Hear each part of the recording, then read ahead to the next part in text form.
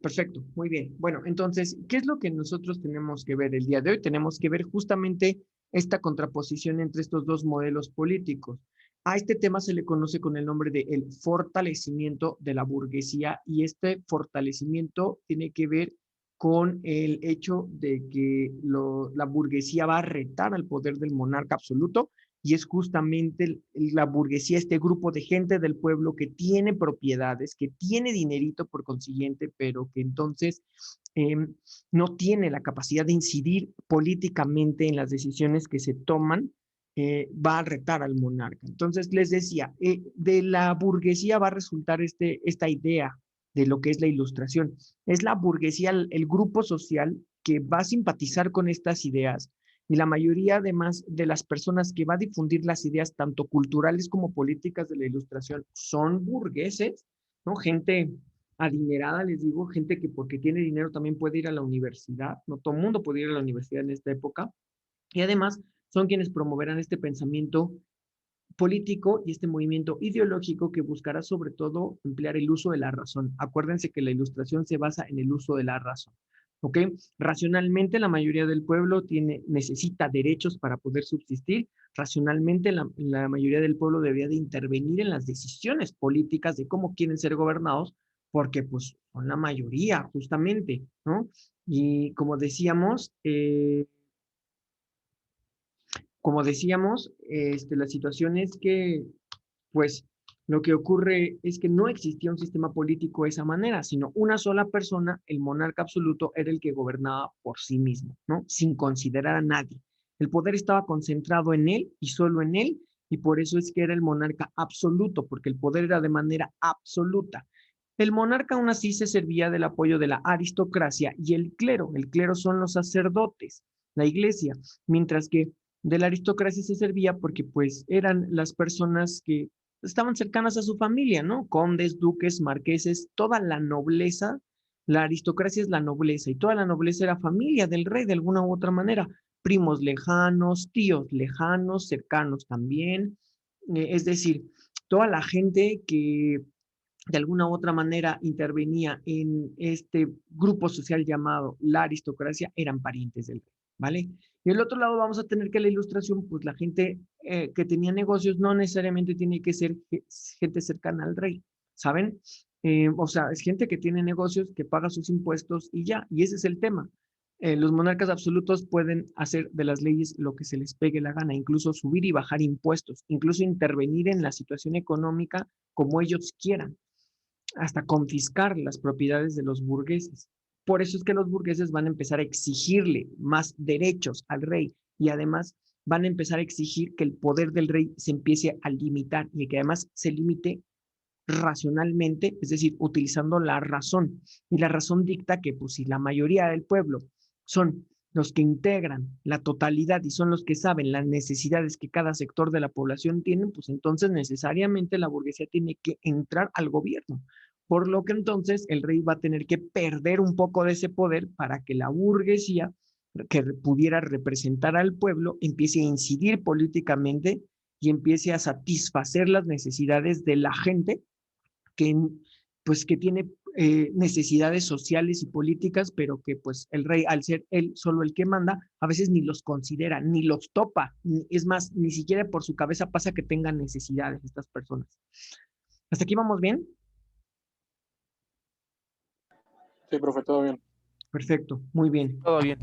Perfecto, muy bien. Entonces, obviamente estos dos modelos chocan. Un modelo dice el poder está concentrado en una sola persona, el otro modelo dice hay que repartir el poder entre todos. Y obviamente hay que hacer que estos todos voten para que solo un pequeñito grupo de representantes de este total de la sociedad sean los que tomen las decisiones. Obviamente pensadas, razonadas y preguntadas a la mayoría. O sea, vean cómo la democracia hoy ya no sirve, que es el modelo que nació de la ilustración. Porque cuando han visto ustedes que sus diputados, sus senadores van y les tocan la puerta y le dicen, oye, ¿qué necesitas tú para vivir mejor? ¿Les han preguntado eso? Yo ni conozco al No, diputado local de mi no, distrito, por eso les digo todo. ¿Quién sabe quién es? Creo que lo conocí cuando voté por él, nada más, ¿no? Por decir algo. Pero de ahí ni lo fumo. ¿Quién sabe quién es? No lo conozco. Estos hijos de la tiznada nada más vienen y se presentan cuando son elecciones, pero luego desaparecen. que no. Y ese no Ah, es, ese no es el origen de la democracia. ¿Ven? Cobrar si están buenos. ¿Mande? Para cobrar si están buenos. Para cobrar están buenos, pero para hacer su chamba no, porque ni los vemos. Entonces, ¿cómo saben, cómo ellos saben qué es lo que necesitamos cada uno de nosotros? ¿Cómo saben que la manera en la que ellos están gobernando es la manera que a nosotros nos gusta, ¿no? O la que queremos, o la que la mayoría del pueblo considera que es la adecuada? Ese es el problema de la democracia.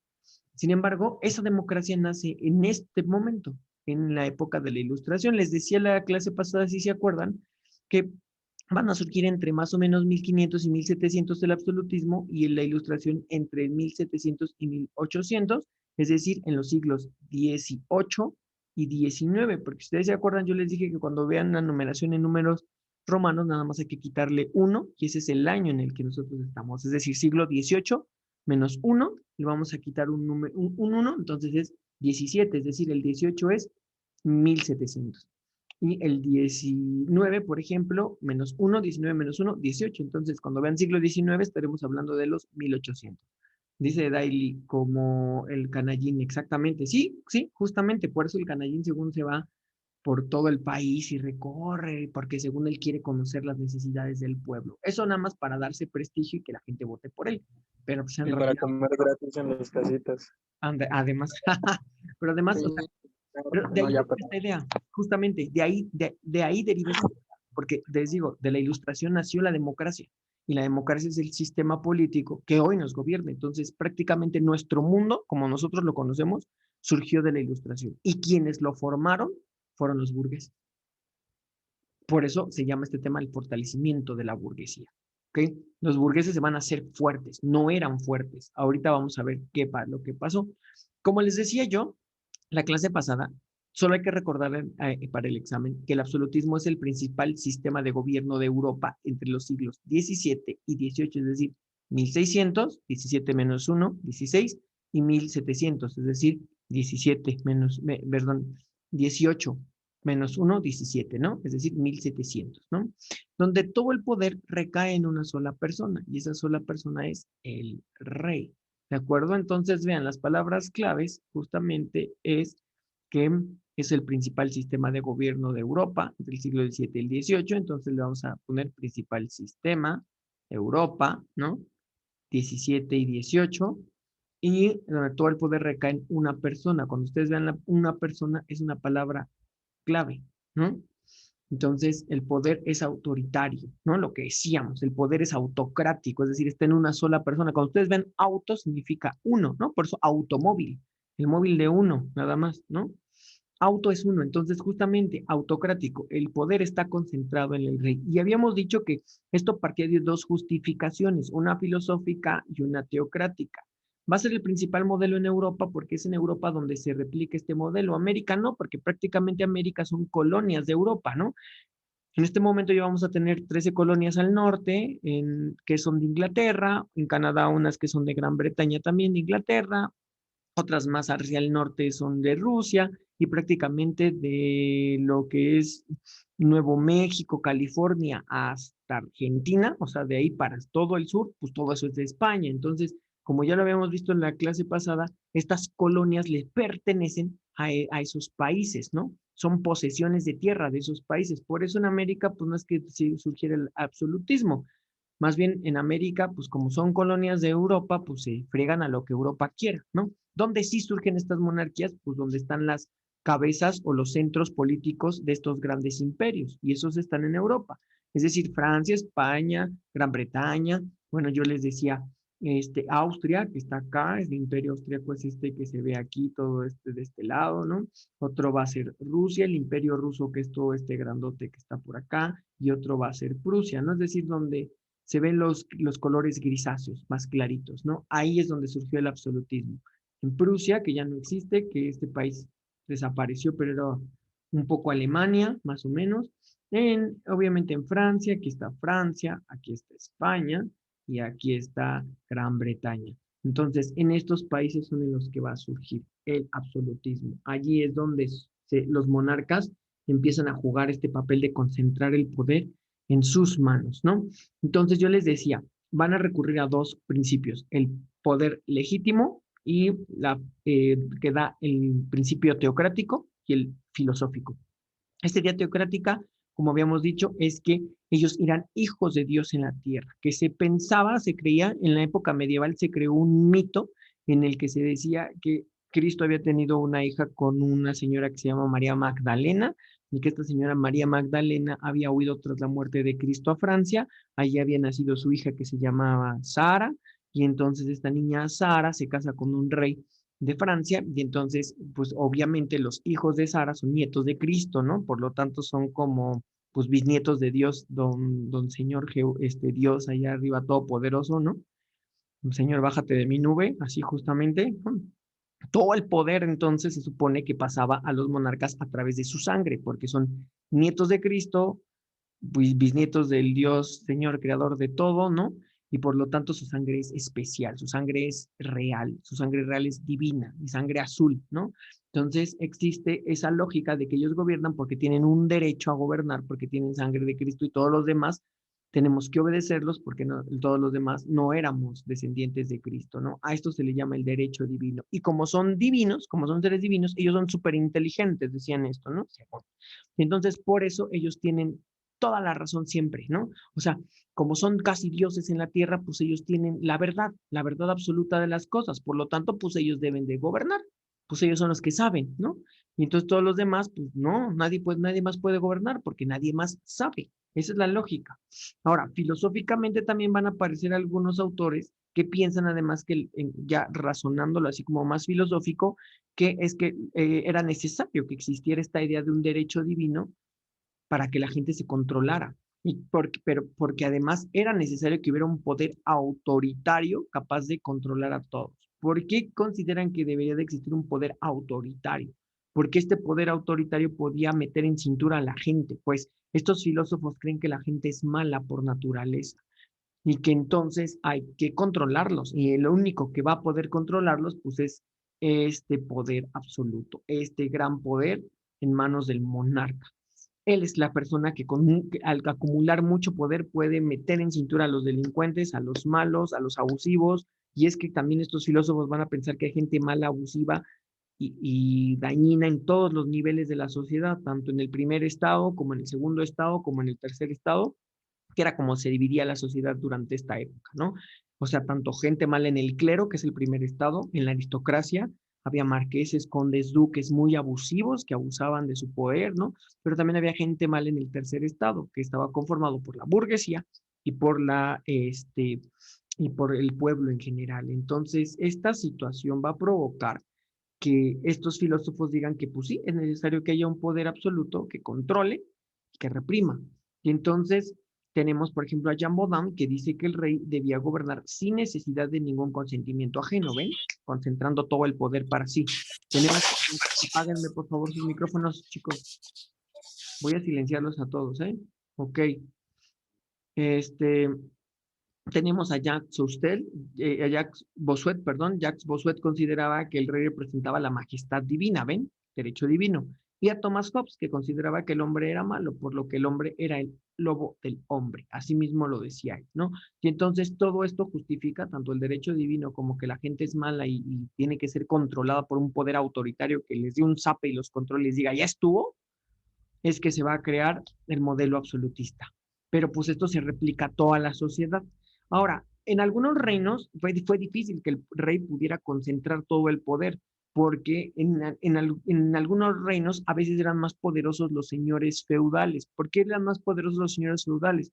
Pues porque muchos años atrás, los antepasados de esos reyes que intentaron imponer ese sistema en Europa entre el siglo XVII y el siglo XVIII, este sistema, el absolutismo, ¿no? Sus antepasados les habían entregado poder a los señores feudales, pues no habían podido controlar los territorios en los que gobernaban. Entonces hagan de cuenta que parten el reino en pequeños pedazos y le entregan esos pequeños pedazos a sus señores feudales. Y pues el rey lo único que les pedía a cambio era que le mandaran tributo.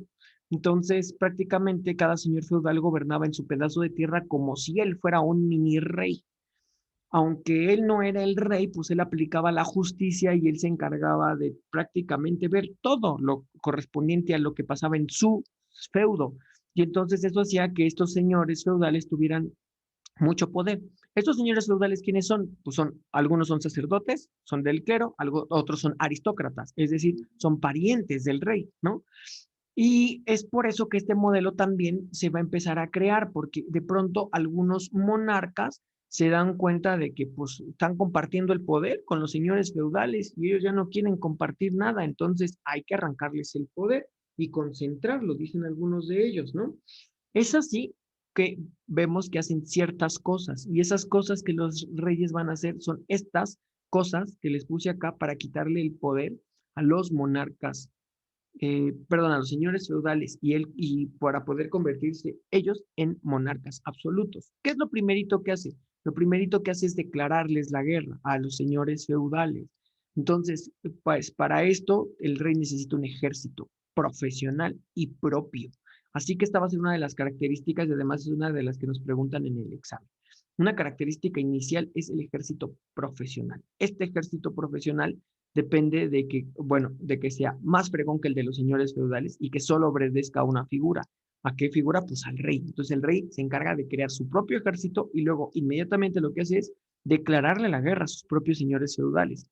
Decretar que se acabó el modelo feudal y que iniciará el modelo del absolutismo, pero pues obviamente no todo mundo va a estar de acuerdo con esto, porque acto seguido les quitarles el poder. Así que sí, como dijimos, se da la reducción de privilegios de la aristocracia y del clero, que eran los señores feudales. ¿A qué vamos con la reducción de privilegios? O sea, les quitan sus tierras y entonces el rey los hace venir a vivir al palacio con ellos. Algunos se niegan, entonces otros no, otros se someten y dicen, bueno, va a cámara, ok, ya, y se van a vivir con él, ¿no? ¿Cuál es la intención? Así el rey los va a controlar, pero además así los saca de las tierras que sus antepasados les tenían y les habían dado, y entonces a partir de ese momento lo que hace el rey es ahora sí controlar ese territorio y sacarlos. Ahí ya nada más el rey va a gobernar, digámoslo así, ¿no? Otra cosa que hace es entonces poner una red de caminos y además crear mercados para empezar a unificar el territorio, porque hagan de cuenta que los reinos de esta época estaban amurallados, cada feudo estaba amurallado, entonces hagan de cuenta que es como si pensamos en la Ciudad de México y digamos que la Ciudad de México fuera un reino y que cada delegación fuera un feudo. Entonces ustedes de pasar de Iztapalapa a Iztacalco, por ejemplo, verían una barda y no les sería tan fácil pasar porque estaba dividido al interior. Y así, que ustedes pasaran de Escapotzalco a Miguel Hidalgo y estuviera dividida, o de un ayuntamiento a otro ayuntamiento donde vivan, ¿no? O sea, por ejemplo, si viven en otra parte del país, justamente como de pasar de un municipio a otro municipio y que estuviera amurallado. Entonces, justamente así eran los reinos antes de todo esta transformación. Así que lo que van a hacer los reyes es romper esas murallas, literal, meterles caminos en medio, ponerles mercados y entonces unir ahora sí a todo el reino a través de carreteras, de caminos y carreteras. Y a ver, así, ahora sí está todo unificado, ¿no? Entonces, esta es la tercera característica, mercados unificados. Obviamente ya vimos, el derecho divino es una característica muy importante. Generalmente nada nos preguntan por mercados unificados, reducción de privilegios a la aristocracia, ejército profesional. Y la otra cosa que dijimos es que pues los reyes antes tampoco heredaban a sus hijos los reinos. Antes del absolutismo esto no era posible, sino se tenían que reunir en un consejo con todos los señores feudales y cada uno de los señores feudales tenía que jurarle obediencia al siguiente rey. Es decir, entonces cuando un rey se moría, entraba otro. Si era hijo de ese rey, pues tenía que ir a darse toda una vuelta por todo el reino e ir con todos los señores feudales a decirles, a que lo reconocieran como el heredero, prácticamente. Entonces, fíjense, eso significa que el monarca no tenía el poder, porque tenía que ir a convencer a cada uno de los señores feudales de que si lo reconocían o no lo reconocían. Con esto se acabó, porque entonces a partir de este momento lo que se establece es que el poder se hace hereditario y el hijo del rey anterior, que va a ser el nuevo rey, no tiene por qué ir a pedirle a los señores feudales que lo acepten ni nada. Simple y sencillamente, él tiene todo el poder y se acabó. No tiene por qué estarle preguntando a nadie, ¿no? Por último, lo que vemos es el famoso proteccionismo, que es un sistema en el cual el rey mete siempre su cuchara en la economía para cobrar los impuestos que él quiera, para subir los salarios si él se da la gana, o para reducir los salarios, o para quitarle sus negocios a los burgueses que él quisiera, porque pues lo único que quiere el rey es recaudar dinero, dinero, dinero, dinero, dinero. Entonces, pues hace lo que se le pega la gana. ¿Hasta aquí tenemos alguna duda? Todo bien, profe.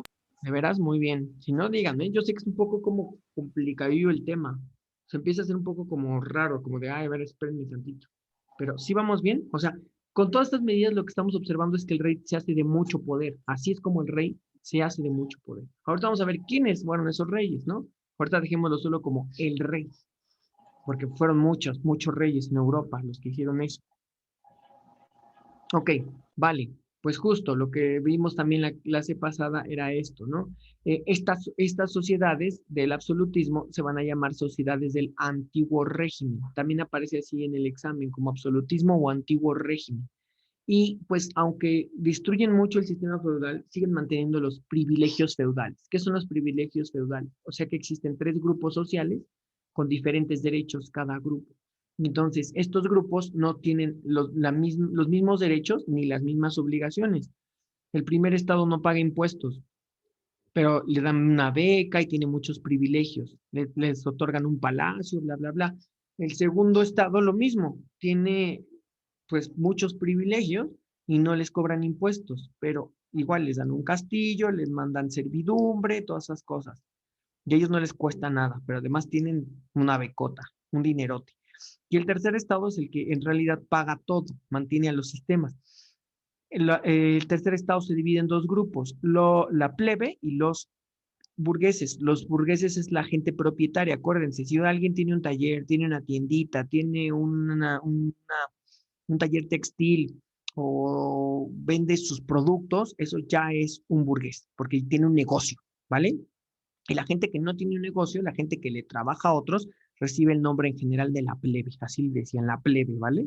Los plebeyos, de ahí viene la palabra plebe, o sea, como la gente común, ¿vale? ¿Ok? Y entonces, esta gente común paga muchos impuestos, ni se diga los burgueses, como tienen negocios, pues todavía los sangran más. Entonces, justamente estos son los dos sectores de la población que van a hacer las revoluciones, que se van a cansar de ver cómo los explotan, porque estos no reciben una beca, tiene que pagar un montón de impuestos y además cada que el rey quiere cobra nuevos impuestos y pues se los friega más. Imagínense, a más impuestos que pagar, pues menos te alcanza para la vida, ¿no? Por eso van a ser el grupo que va a estar muy molesto. De aquí, pues obviamente la plebe no va a la escuela, entonces pues se queda con sus ideas como pues infundadas de parte del gobierno, ¿no? Con sus, con sus supersticiones, con sus ideas no racionales, y estos, los burgueses, van a la universidad porque tienen dinero para ir a la universidad. Entonces, al ir a la universidad, les enseñan las ideas de la filosofía, empiezan a leer a los filósofos racionalistas, y acuérdense, dijimos la clase pasada, el racionalismo es el uso de la razón. Entonces, este grupo de acá es el que va a empezar a utilizar la razón. Y empezar a utilizar la razón, ¿qué creen que van a hacer? Pues como ya lo vimos, van a empezar a cuestionar el sistema. Van a empezar a decir, no, no, no, no, no, esto no está bien, nos están explotando, nos están viendo la cara de estúpidas, casi, casi, ¿no? Como la niñita del video de YouTube, ¿no? De me quieres ver la cara de estúpidas y casi, casi. No me quieren ver, los burgueses dicen, nos están viendo la cara de estúpidos y nos están explotando a todos, porque ahora resulta que nosotros pagamos un montón de impuestos, le chambeamos, le trabajamos de sol a sombra, estos no trabajan, reciben una beca,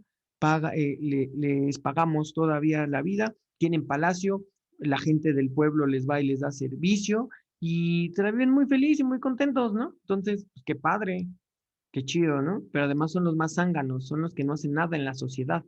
Entonces, por eso es que así surge la ilustración. Pero bueno, vamos a ver cómo el antiguo régimen crea este modelo, ¿no? En el sistema social tenemos el estamento, o sea, diferentes derechos para diferentes grupos. Ya les hablé de algunos de sus derechos, que son los que nos importan para el examen, nada más. Aquí está uno con casi todos los derechos, un poquito menos de derechos, estos definitivamente no tienen derechos, ¿no? Primero, segundo y tercer estado. En la economía tenemos el proteccionismo, que es el control en manos del monarca, o sea, el monarca controla la economía, si quiere pone impuestos, si quiere no pone impuestos, si quiere los multiplica a 6, 7, 8, si quiere los triplica, si quiere los retira, o sea, hace lo que se le da la gana, ¿no? Y por otro lado, entonces viene el poder en manos de esta única persona, el monarca, ¿no? Con su modelo absolutista. Estos son los tres pilares del antiguo régimen. También estas sociedades recibieron el nombre de sociedades feudales, no se les vaya a olvidar, ¿vale? ¿Hasta aquí vamos bien?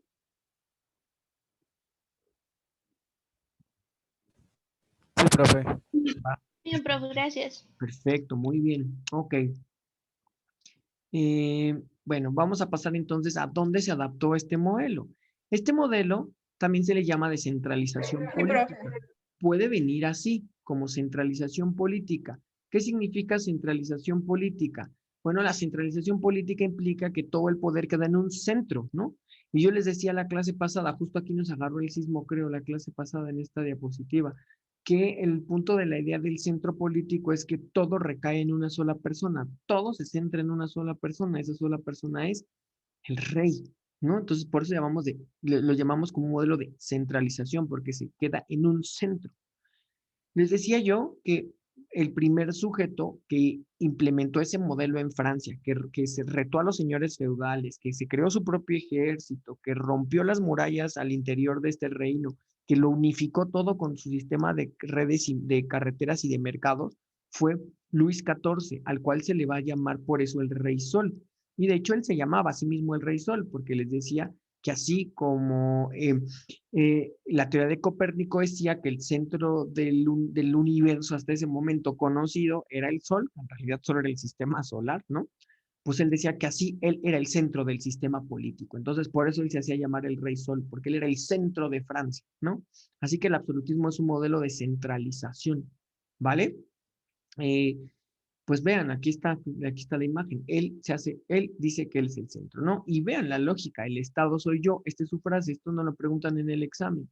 ¿Cómo se llama el primer rey y máximo representante del absolutismo que dijo el Estado soy yo? O sea, prácticamente que el poder es él. Eso es lo que quiere decir, que él es el poder y que el poder recae en él, ¿no? Pues Luis XIV, justamente, este señor que está aquí abajito.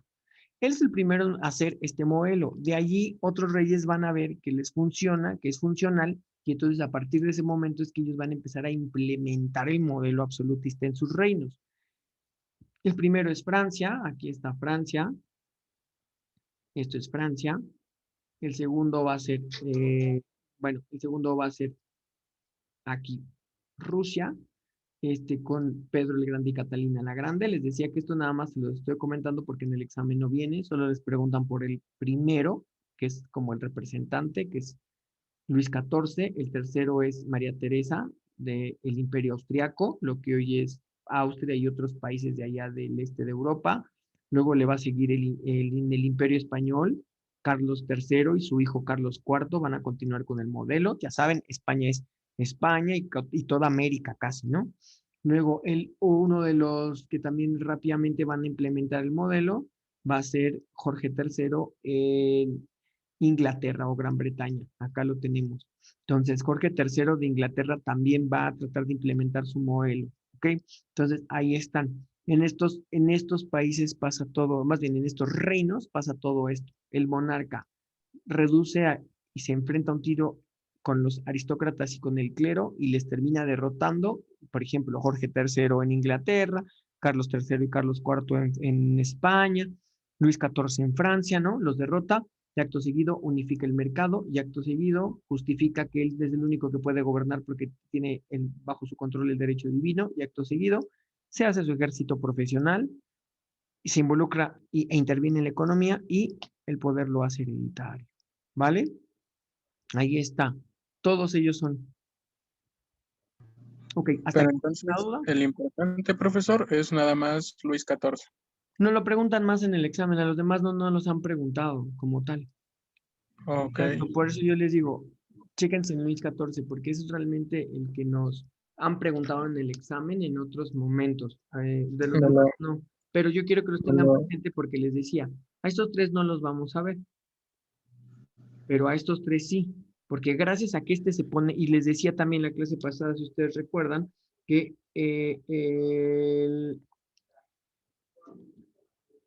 el estereotipo, la imagen, la caricatura del monarca absoluto es la reina roja. Justamente la reina roja de Alicia en el País de las Maravillas, que le cortan la cabeza, ¿no? Así de loca, así de estrambótica, así de enojona, de que rápido se enciende y que todo el mundo era como, ay, ella se enojó y y hay que tratar de apagarla porque pues como tenían todo el poder bajo su control, podrían mandar a la ejecución a cualquiera en cualquier momento en el que se les diera la gana, pues prácticamente es el modelo del monarca absoluto. Así no lo imaginamos. Entonces, todos estos eran así, de cierta manera. Todo el poder en las manos de alguien los vuelve completamente loco. Entonces, estos reyes eran muy irritables, de cualquier cosa se irritaban y decían, no, no, no, no, no, no, no. Yo les decía, se pone como las mamás de necias, ¿no? Cuando uno le dice, ay, mamá, pero es que no, que no, que no, que yo mando aquí, que yo soy la que no sé qué, les ha pasado, ¿no? Mi techo, mis reglas. Mi techo, mis reglas, eso es absolutismo, justo, ¿no? Mientras vivas aquí vas a hacer lo que yo te diga. Sí, sí, sí. Yo por eso siempre les digo, las mamás son las primeras monarcas absolutas de la que conocemos nosotros, ¿no? Así, exacto. ¿Cómo ve, profe? Si al Luis XIV le decimos el rey Luis Miguel. El rey Luis No Miguel sé si Sol. sabía que Luis Perfecto, Miguel muy lo bien, conocen sí, como exacto, el sí. sol de El Luis Miguel. Américos, también se llama Luis. Yo así ya me lo aprendí. Muy bien, perfecto. Sí, sí, está bien, Aaron. Si le quieren poner así también, adelante, le diremos el rey Luis Miguel, pues ahí está. No, y todo un Luis Miguel, ¿no? Otro igual, o sea, pues Igualito, se mamoncito. reencarnó ese güey. Exactamente, igual de mamoncillo, ¿no? Pues es que el poder absoluto te vuelve mamón. El poder hacer lo que quieras, en el momento que quieras, cuando tú quieras, te hace así. Entonces, justamente, la cerrazón y la negativa de estos reyes por querer cambiar cosas es lo que va a llevar a que en sus países ocurran revoluciones. Bueno, o en parte de sus imperios, ¿no? Es decir, aquí no es Inglaterra, pero sí son las 13 colonias en América que eran de Inglaterra. En el caso de Francia va a ser Francia misma. Y en el caso de España, no es España, pero son las colonias españolas las que dicen, ah, se acabó, nos queremos independizar porque estos días están muy subiditos de tono, ¿vale? Entonces, a esos tres sí los vamos a ver, aunque para el examen nos preguntan por el rey Luis Miguel. Muy bien, de Francia, ¿vale? Ok, el absolutismo surge en Francia, por lo tanto, de todos estos reyes, el más canijo, el más pasado de lanza, va a ser Luis XIV, el rey Luis Miguel, ¿no? Es el que más autoritario, más controlador, menos accesible, más intransigente, más todo, ¿no? Y entonces, por consiguiente, allí mismo, entre más fuerte cierra el puño el monarca, más gente se le escapa de las manos. Y entonces, como más gente se le escapa de las manos, más gente empieza a retarlo. La gente rápidamente le va a perder el miedo al modelo de Luis XIV, el rey Luis Miguel. Por eso es que, además, entre más fastidio por parte del rey, la gente también más reacia, ¿no? Se empieza a luchar más en contra del poder del rey. Y entonces es así que se desarrolla la ilustración. Cansados del autoritarismo absolutista de Luis XIV, un grupo de burgueses va a empezar a reflexionar sobre pues, si está bien o no está bien que el monarca gobierne como debería de gobernar. Y sobre todo burgueses, porque como ya dijimos, son los que van a la universidad. Estando en la universidad, estos grupos de burgueses descubren una ideología que se llama el racionalismo, que implica el uso de la razón. Lo conocen porque leen a Newton, lo conocen porque leen a Descartes y lo conocen porque leen a Kant. Justamente algunos de ellos eran burgueses también, que habían desarrollado sistemas de pensamiento en el que decían que lo más importante era conocer al mundo realmente como era, es decir, utilizar la razón para conocer al mundo, ¿no? Eso es el racionalismo, les decía yo, el uso de la razón. Entonces, eh, este uso de la razón lleva a que muchos empiecen a reflexionar sobre si está bien que el sistema político sea así, si está bien que el monarca absoluto tenga que gobernar así como gobierna, como quiere gobernar, si está bien que el monarca absoluto sea tan autoritario como lo es, ¿no? Y por otro lado, si es real que existe el derecho divino, lo que yo les decía en la clase pasada justamente es que una de las primeras cosas que van a atacar este pensamiento racional es retar la idea de la religiosidad y de las ideas sin fundamentos, las supersticiones, por ejemplo, aquello que no pueda ser comprobado, dicen los racionalistas, no existe. Entonces, no existen los vampiros que se creían en esa época, no existen las brujas que se creían en esa época, dicen ellos, no existen los hombres lobo, que eran todos estos mitos de Europa, ¿no? En esa época, no existen los enanos, no existen los duendes, ¿por qué no existe? No existen las hadas, ¿por qué no existen? Porque dicen ellos, ¿cuándo has visto tú una hada? A ver, tráeme un cadáver de hada, tráeme un cadáver de enano, bueno, enano no, sí, más bien de duende, ¿no? o de otra especie medio humanoide para poder comprobar que efectivamente existen. Entonces, si no existen, no se pueden comprobar. Por lo tanto, lo que existe sí se puede ver, sí se puede escuchar, sí se puede percibir, sí se puede analizar. Y entonces, entre otras de esas ideas, las que dicen, o sea, primero empiezan que con los enanos, que con los vampiros, pero luego la otra figura, el otro ser supremo que parece ser sacado de la fantasía, dicen ellos, pues es nomás tan chiquitos. Sí, por eso dije, Aarón, no, los enanos no, perdón, eran los gnomos, los duendes. Yo me empecé a reír bien, cabrón. Sí, perdón. Eran los gnomos o los duendes, ¿no? O sea, y la otra figura que les digo, la otra figura así clave, pues es obviamente Dios. Dios existe, han podido tocar a Dios, dicen los racionalistas. Miren, yo no voy a cuestionar su religión de cada uno de ustedes, no es mi asunto, ¿no? No es a lo que yo quiero llegar. Pero en esta época, ellos se preguntan, Kant, Descartes, Newton y todos los otros burgueses que están en las universidades, ¿Dios existe? Y bueno, se preguntan, ¿existirá? Porque no lo podemos ver, no lo podemos oír, no lo podemos percibir. Nadie ve caminando a Dios por la calle y decir, mira, ahí va Dios. No los pueden saludar. Entonces, como no se puede comprobar que exista, probablemente no existe, dicen ellos. Y entonces, como les decía yo en la clase pasada, si no existe, entonces tampoco existe este fundamento. Hola, Dios, soy yo de nuevo. Sí, claro, pero el problema es que justamente dicen los ilustrados, estos ilustrados dicen, sí, tú le puedes hablar, pero ¿cuándo te contesta? ¿No? Pues uno puede hablarle, y pues sí, ya se enojó, ¿no? Justo, ese es el asunto. Entonces, el punto aquí es que ellos dicen, no, no existe, pero vean, una de las bases importantes de legitimidad, es decir, lo que hace que la gente acepte el poder, como les decía yo, es el derecho divino. Entonces, sin poder divino, sin Dios no hay poder divino. Sin poder divino o derecho divino no tiene el rey por qué gobernar como él solo quiere.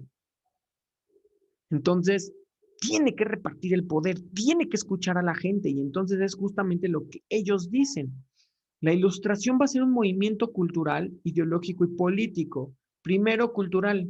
Vamos a utilizar la razón, vamos a analizar al mundo otra vez y dicen ellos, vamos a construir conocimiento, vamos a entender al mundo, vamos a pensar al mundo otra vez, porque la iglesia nos ha dicho que es de una manera, la religión nos ha dicho que es de una manera y no es así, ¿no? El rey nos ha dicho que es de una manera y el mundo no es así. Por eso es un movimiento cultural, ideológico también, pero termina derivando en una situación política. Les decía yo la sesión pasada, primero el movimiento cultural implica que muchos de estos filósofos se ponen a escribir artículos y entonces los compilan en una gran obra que se llama la enciclopedia, que son tomos y tomos y tomos y tomos y tomos de escritos donde se explica cómo es el mundo realmente, utilizando la razón. Este es el movimiento cultural, pero hay una sección dedicada a la política. Y esa sección dedicada a la política, de ahí van a empezar a derivar ideas políticas que van a terminar en cambios, que van a terminar creando todo un modelo de cambio y van a terminar proponiendo que se haga la revolución, que se transforme la sociedad, que se transforme en la política y que cambie, porque así como está mal, porque una sola persona que ni siquiera tiene derecho divino, porque muy probablemente ni siquiera exista Dios, esté gobernando, es ilógico. No le pregunta a nadie y eso es ilógico. No se acerca con los demás y no les pide que le digan cuáles son sus necesidades y eso es ilógico.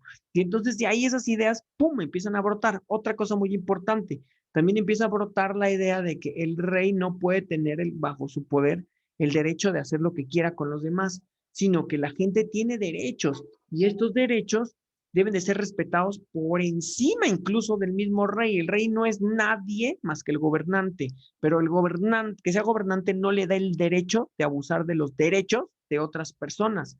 Y entonces justo es cuando, ¡pum!, estalla toda la ilustración.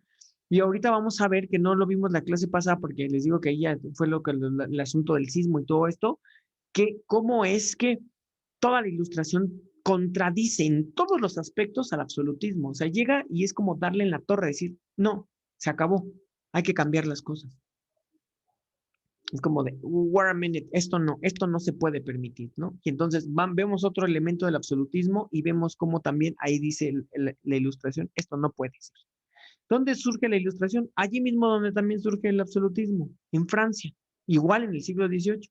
Le aguantaron como 30 años al monarca absoluto, 30 años después ya tenemos una ilustración diciéndole, tranquilo, bitch, ¿no? Así como, tranquilízate, las cosas no van por allí, ¿vale? Se basó en el pensamiento del racionalismo y como ya dijimos, es el uso de la razón, por lo que reta las ideas religiosas y las ideas sin fundamento. Inicia como un movimiento cultural, por eso les puse aquí, les decía Francia, la bandera de Francia y el cerebrito, la razón. Inicia como un movimiento cultural. Este movimiento cultural recibe el nombre del enciclopedismo. El enciclopedismo lo que busca es concentrar todo el conocimiento de la época, ¿vale? Eso es lo que quiere la enciclopedia. Entonces dijimos que la palabra clave era concentrar conocimiento y la palabra época, ¿vale? Sus autores son Jean d'Alembert y Denis Diderot. No los han preguntado en el examen, pero yo creo que es importante que por lo menos los apellidos, d'Alembert y Diderot.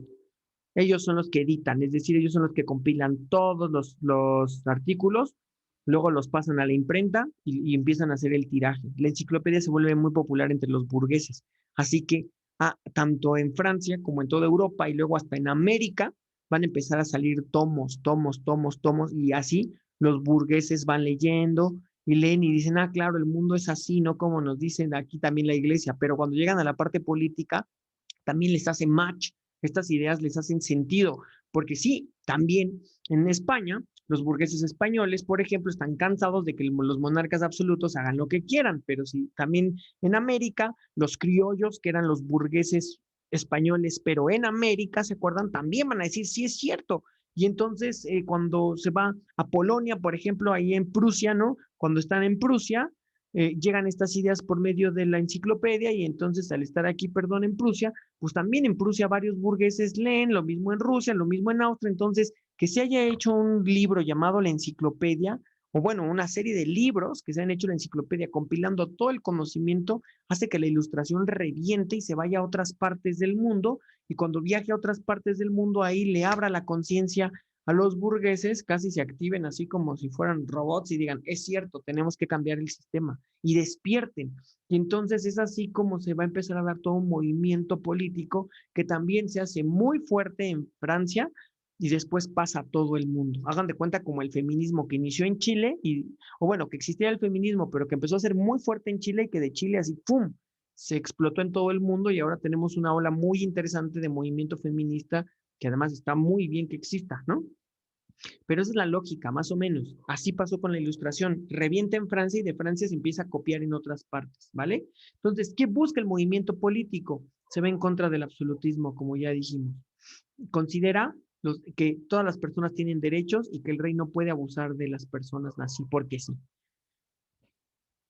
Que existe la soberanía popular, es decir, que el pueblo tiene que intervenir en las decisiones políticas porque el pueblo tiene el derecho de gobernarse a sí mismo. Habla de la libertad de mercado, es decir, de todo tipo de libertades, especialmente la de mercado, es decir, que el monarca no intervenga en la economía, que no se pase de listo cobrando impuestos y bajando impuestos. Las leyes tienen que ser hechas por el pueblo para que así el rey no pueda abusar y en teoría que las leyes por contraparte puedan como generar las condiciones para favorecer a la mayoría del pueblo y que la gente viva bien, porque se supone que por eso los representantes del pueblo son los que van a hacer las leyes. Así ya saben qué es lo que necesita cada grupo de la sociedad. Y por último, la igualdad jurídica, es decir, acabar con el sistema de los estamentos o los tres estados, ¿no? Que vimos acá. Esto, bajarlos a todos a un mismo nivel. En una sociedad igualitaria no se vería una pirámide, sino como todos somos iguales, las sociedades igualitarias serían así. Es decir, luego les dicen horizontales, en el que esto, por ejemplo, esto y estuvieran al mismo nivel. ¿Ven la diferencia? Eso es lo que quiere la ilustración, cambiar esta pirámide estamentaria por una sociedad horizontal. donde todos sean iguales. A esto se le llama igualdad jurídica. ¿Hasta aquí tienen alguna duda? No, profe. Perfecto. No, ninguna. Va, que va. Muy bien. Ok. ¿Quiénes son los exponentes que sí nos preguntan en el examen? Bueno, como ya lo habíamos dicho, aquí tenemos que los principales ideales son, otra vez, soberanía popular, es decir, que el pueblo pueda hacer sus propias leyes, derechos jurídicos igualitarios para todos, la famosa representatividad, es decir, donde el pueblo pueda elegir a diputados que van a representarlos para que ellos sean los que hagan las leyes, es decir, para que ellos sean los que lleven a cabo la famosa soberanía popular. Hablan de la libertad y hablan de la igualdad jurídica, todos iguales ante la ley, ¿no? Que decíamos, en teoría todos deberíamos de ser iguales ante la ley, nada más que el problema es que, por desgracia, en países como en el de nosotros, la ley está en venta, ¿no? Por lo que, pues, si la ley está en venta, pues ya no se garantiza que todos tengamos las mismas oportunidades y ni los mismos derechos ni las mismas obligaciones. Pero bueno, esto no lo venían venir los burgueses. Así se terminó transformando el sistema. Nos van a preguntar por 5 de estos muy importantes. Son 2 de Inglaterra y 3 de Francia. Los más importantes son de Francia. Entonces vamos a ver. El primero, John Locke. No nos apréndanse los apellidos, como les decía la clase pasada. John Locke tiene un libro, ese sí apréndanselo por completo, que se llama Derechos Natural, donde establece el principio del derecho natural, y su libro se llama Del Gobierno Civil, ¿no? Para él el derecho natural son las garantías civiles, lo que les decía que después derivó en los derechos humanos, ¿no? Es decir, una serie de derechos que se nos tienen que respetar para poder vivir íntegramente. Derecho a la libertad, derecho a la vida, derecho a la salud, derecho a una identidad, por ejemplo, ¿no? Esas cosas, ¿vale? Otro muy importante va a ser Adam Smith. Adam Smith va a hablar de la libertad de mercado, es decir, que el gobierno no se meta en los asuntos de la economía, ¿no? Él plantea la idea del laissez-faire, que significa dejar ser, es decir, vuelvo a lo mismo, que la corona, que el rey o el Estado no se meta en los asuntos de la economía. Eso es lo que quieren los burgueses, que ningún Estado se meta en la economía para que no empiece a regular ni precios, ni salarios, y que cobre muy poquitos impuestos, para que así los burgueses puedan seguir manteniendo su nivel de ganancias muy alto, ¿no? Entonces, por eso es que no quieren que se meta el Estado, para que ellos ganen dinero y a su vez, ese dinero, bueno, ellos puedan a su vez gastarlo como ellos quieran, ¿no? Por otro lado, quieren que se les cobre pocos impuestos y además no quieren que se regulen las condiciones laborales. Pues ya veremos más adelante que un factor muy importante es cuánto se le paga a los obreros. De ahí también sacan muchos recursos los burgueses. Si tú le pagas poquito a un obrero, más vas a quedarte de ganancia. Por eso lo que buscan los burgueses es que el salario sea muy bajito, para que ellos puedan tener más ganancias aún todavía. Su libro se llama La riqueza de las naciones. Acuérdense de eso. Luego, los franceses son Montesquieu, Rousseau y Voltaire. Montesquieu va a considerar en su libro sobre el espíritu de las leyes que el monarca no puede tener el poder absoluto, sino se tiene que partir en 3: ejecutivo, legislativo y judicial. Y entonces al monarca a lo mucho se le dejará el poder ejecutivo, dice Montesquieu, mientras que el legislativo, es decir, quienes hacen las leyes y quienes se encargan de hacer valer las leyes implementando la justicia, debían de ser representantes del pueblo. Entonces, los que hacen las leyes serían los diputados, y eso serían gente del pueblo, y los que trabajen en los sistemas de justicia tendrían que ser jueces, también representantes del pueblo, ¿vale? Ahí está la idea, la lógica. Entonces, él considera que el poder debe estar dividido en 3: ejecutivo, legislativo y judicial, ¿vale? Por último, vamos a tener a Rousseau. Rousseau consideraba que era importante que se hiciera una constitución donde se expresara la voluntad general del pueblo, es decir, donde el pueblo, a través de las leyes, dejara expresado cómo quería ser gobernado, ¿vale? Entonces, a esto le vamos a llamar el contrato social. Su libro se llama así, El Contrato Social, y para él ese gran contrato son las constituciones. Allí los diputados que representan al pueblo hacen las leyes que necesita el pueblo Y entonces están expresando el derecho a la soberanía. ¿Ven? Así se garantiza. Por otro lado, vamos a tener a Voltaire. Aquí va a estar Voltaire. Voltaire crea en la idea de la igualdad jurídica, es decir, todos iguales ante la ley, en su libro Cartas Filosóficas. ¿Vale? En el libro Cartas Filosóficas o Diccionario de Filosofía también a veces aparece, ¿no? Así se llamaban estos libros suyos, ¿no? Habla de la igualdad jurídica. En él lo retoma, es decir, todos iguales ante la ley. ¿Ven? Todos iguales ante la ley y está acabando con el sistema de los estamentos.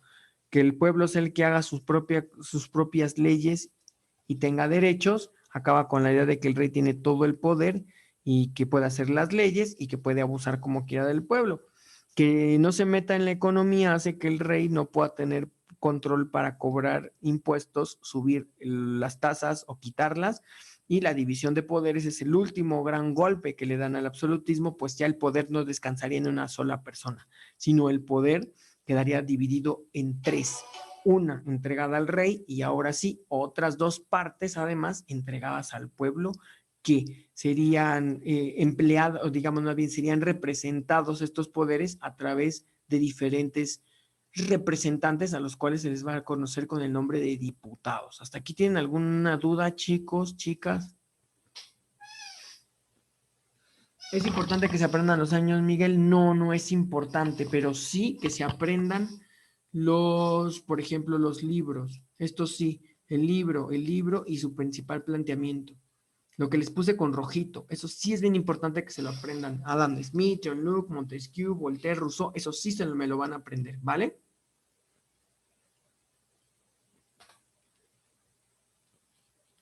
Perfecto, muy bien. Ok.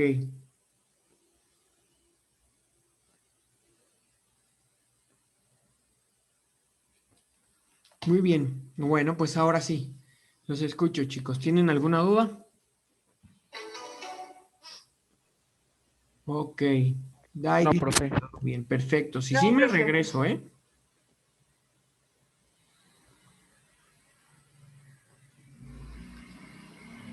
Profe, rapidísimo, ¿la igualdad jurídica qué dijo que era?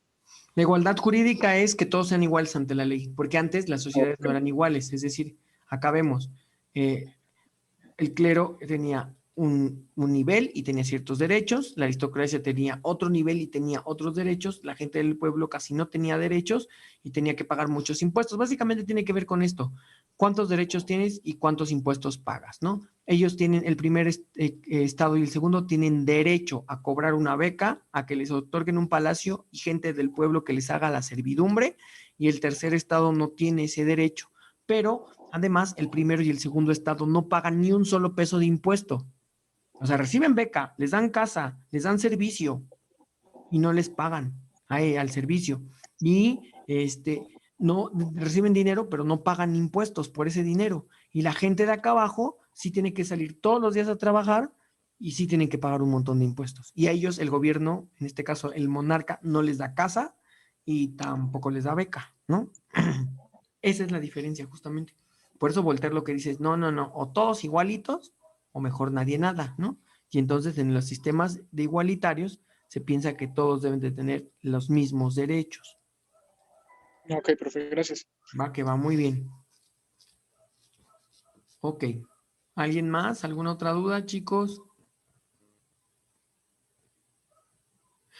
Pues eso, justamente, el libro de cartas filosóficas son una serie de reflexiones, haz de cuenta, Juan Pablo, son una serie de reflexiones que él escribe hablando de por qué es importante que exista la igualdad jurídica. Entonces, en este libro, Cartas Filosóficas, habla de esto, reflexiona sobre la naturaleza de los derechos, de qué tipo de derechos deberían de tener las personas, del por qué el rey se pasa de lanza o el sistema se pasa de lanza, del por qué la aristocracia se pasa de lanza y el clero igual, y reflexiona sobre esto, la idea de que debe de haber igualdad jurídica, de que todos deben de ser iguales ante la ley. Ok, muy bien. Vale. ¿Alguna otra duda? Chicas, chicos, ¿todo bien entonces? Sí, todo bien. Va que va, perfecto. Ok. Vale, pues entonces vamos a